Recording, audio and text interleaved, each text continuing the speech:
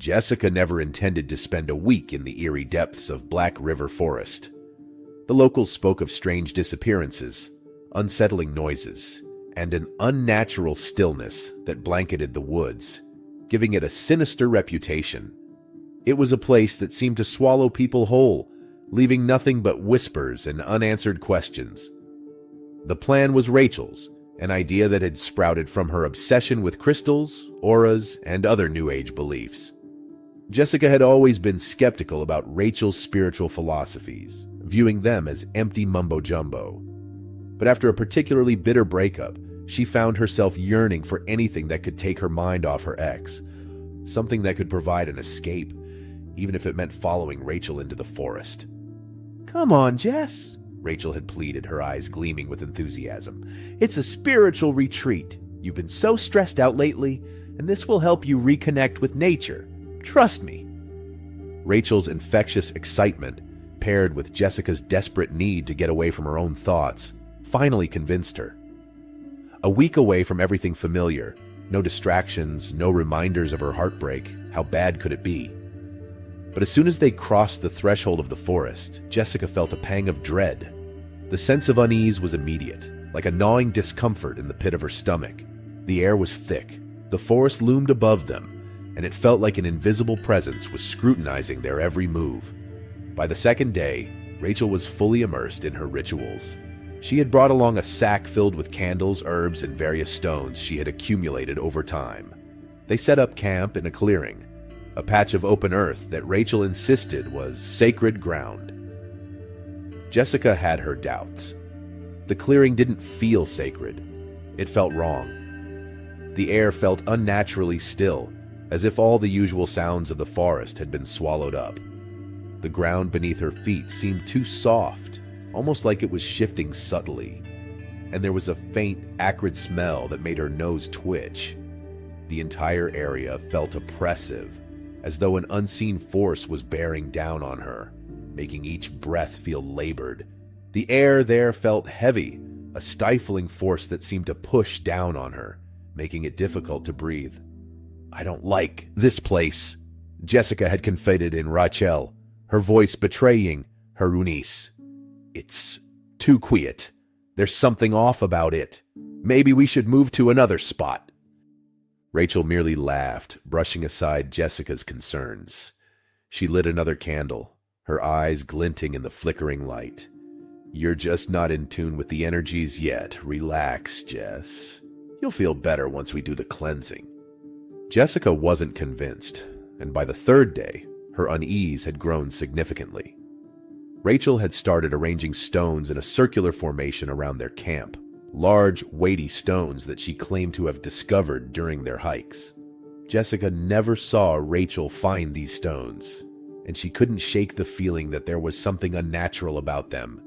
They were oddly warm, almost as though they possessed a pulse of their own. That night, Jessica woke to find Rachel sitting cross-legged in the middle of the circle of stones. Her eyes were shut, and her lips were moving in hushed whispers, words that Jessica couldn't make out. A faint glow seemed to emanate from the stones, a soft pulsing that matched Rachel's chant. "What are you doing?" Jessica asked, her voice barely more than a whisper, tinged with fear. Rachel didn't open her eyes. "I'm calling them," she said, her tone distant, almost hypnotic. "The spirits of the forest. They're here, Jess. They're watching us." The next morning, Jessica noticed that one of the stones had cracked in half. It hadn't been like that the night before. She picked up the shattered pieces, feeling an unsettling wave of nausea wash over her, a creeping sense that something was terribly wrong. Rachel, however, was completely unperturbed. "It's part of the ritual," she said with a smile, as though everything was unfolding as planned. Jessica couldn't shake the feeling that they were being observed. She could see subtle movements in her peripheral vision, flickers that vanished when she turned her head. The rustling leaves seemed too deliberate, almost as if something or someone was mimicking the natural sounds of the forest. Every creak of a branch or shift in the underbrush felt like a signal, an unspoken presence reminding her that they were never truly alone. She caught fleeting glimpses of something moving just beyond her field of vision, shadows flickering between the trees. Whispers, barely audible, seemed to echo around her, coming from everywhere and nowhere at once. She caught fleeting glimpses of something moving just beyond her field of vision, shadows flickering between the trees. Whispers, barely audible, seemed to echo around her, coming from everywhere and nowhere at once. Each time her eyes fell upon that broken stone, her stomach twisted, a visceral fear bubbling within her. The forest seemed to close in on her as each day passed, every rustle of leaves or snap of a branch sounding more sinister, more deliberate. By the fourth day, she could no longer deny the feeling. Something was there, lurking in the periphery, watching them. The forest itself felt alive, like it was breathing, shifting, waiting. There were moments when she felt a sudden chill brush against her neck, only for the air to go eerily still the next instant. And at night, the shadows seemed to move with a purpose, twisting into shapes that made her heart pound. Rachel, on the other hand, seemed oblivious to Jessica's growing fear. If anything, she appeared more captivated by the forest. She spoke to the stones as if they were sentient, murmuring secrets that Jessica couldn't hear.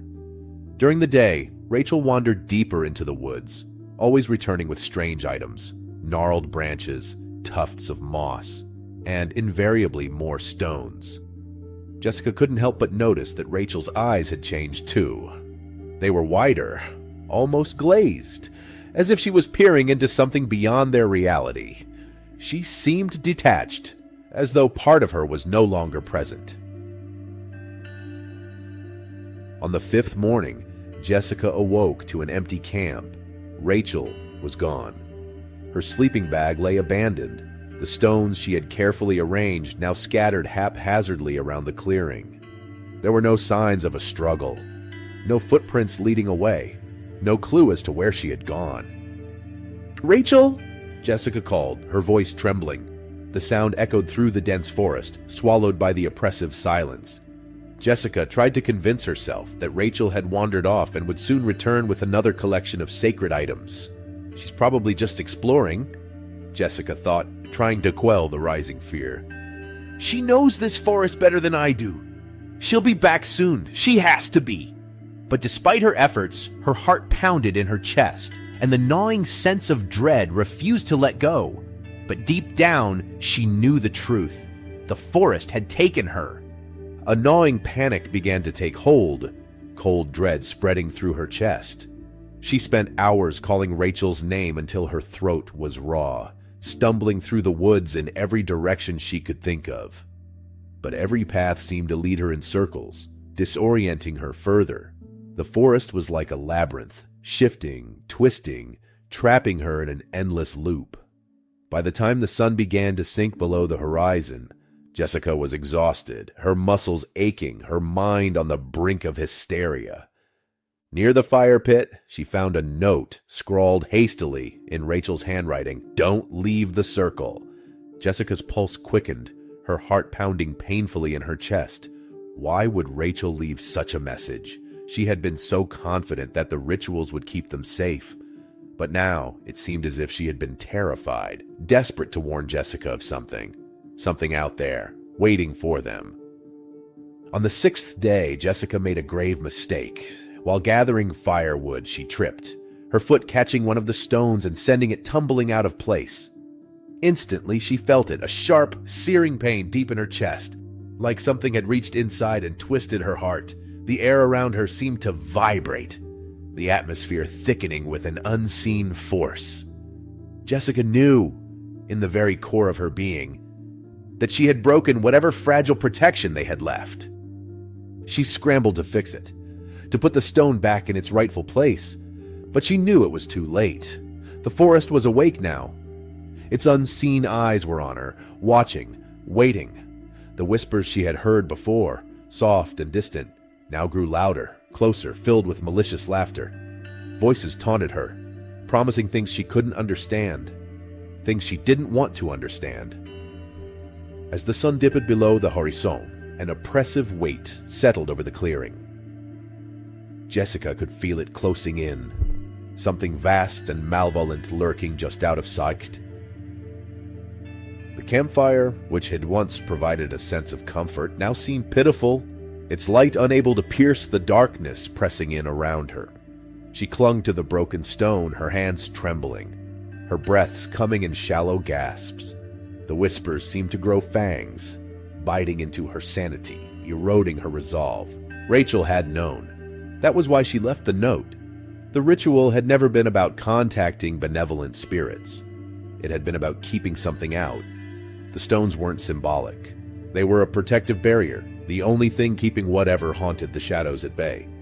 Now that barrier was broken. On the 7th day, Jessica made the decision to run. She packed what little she could carry and sprinted through the forest, desperate to escape. She ran until her lungs burned. Her legs felt ready to give out. But no matter how far she went, she always found herself back at the clearing. It was as though the forest itself was twisting reality, allowing her the illusion of progress only to pull her back, mocking her efforts. Each time she returned to the clearing, it seemed different, darker, colder, the trees pressing in closer. The once open space now felt constricted, the canopy above thickening until barely any light filtered through.